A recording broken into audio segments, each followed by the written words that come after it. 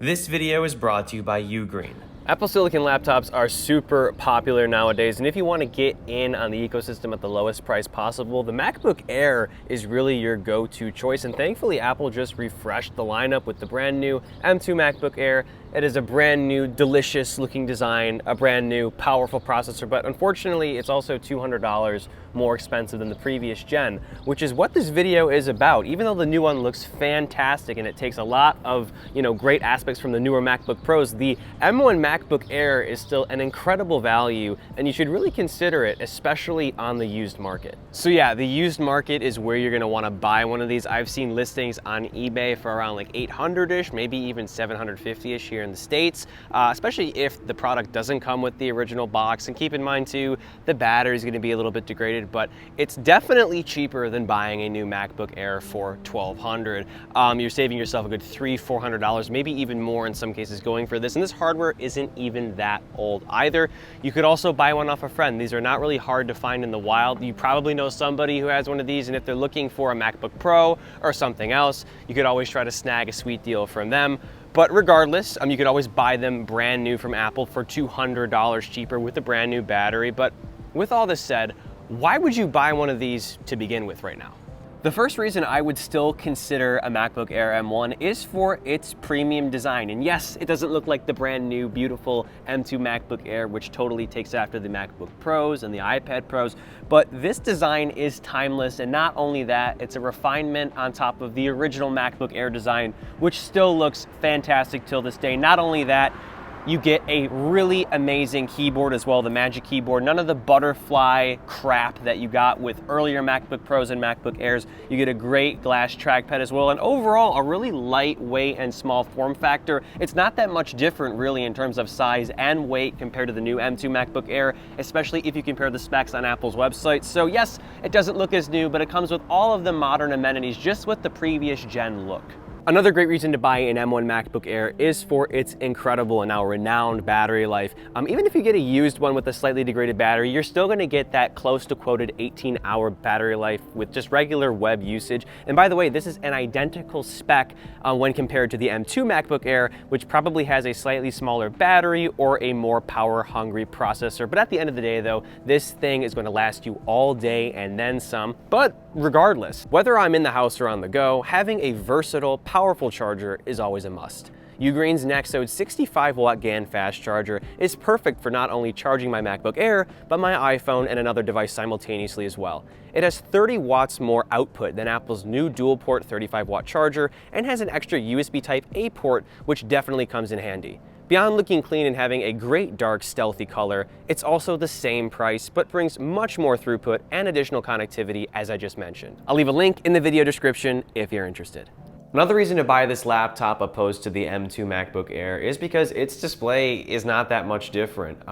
First and foremost, the size is very similar on paper, 13.3 compared to 13.6. And the brightness isn't that much different. I mean, if you do enjoy a brighter display, the MacBook Air M2 definitely offers something that is substantially brighter at 500 nits opposed to 400 nits, but it's not gonna be that much of a difference if you're not in that sort of niche sort of subset of users that really care. The color gamut is the same, P3, and then most importantly, the refresh rate is exactly the same, 60 hertz.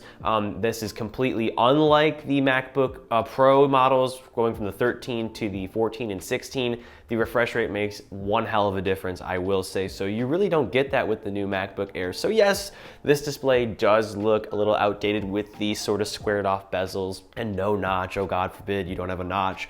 But it's very comparable. And if you are more of an average typical user doing web-based stuff, it's not that big of a deal for you, I promise. And finally, the reason to buy the M1 MacBook Air is for the M1 chip. Yes, it's not the M2. I think the M2 is like 18% better in most benchmarks according to Apple. And yes, it also has a better video encoder, better for HEVC at 8K. So if you're into video editing, buy the M2, or better yet, buy a MacBook Pro or a future MacBook Pro. But if you're just doing casual stuff and even some more intensive stuff, which I'll show you in a minute here, the M1 chip is more than good enough even with 8 GB of unified memory. Although I will say if you can pick up a 16 gig model, that is not a bad idea. And also too, yeah, there's no fan in here, but the new M2 MacBook Air doesn't have a fan either. It's completely silent, and for the most part, it performs on par with, you know, an M1 MacBook Pro, or in the M2's case, the M2 MacBook Pro. So yeah, performance is definitely here, but what do I know? Let's talk to somebody who actually uses this laptop on a daily basis. This is Patrick. You may have seen him around the channel.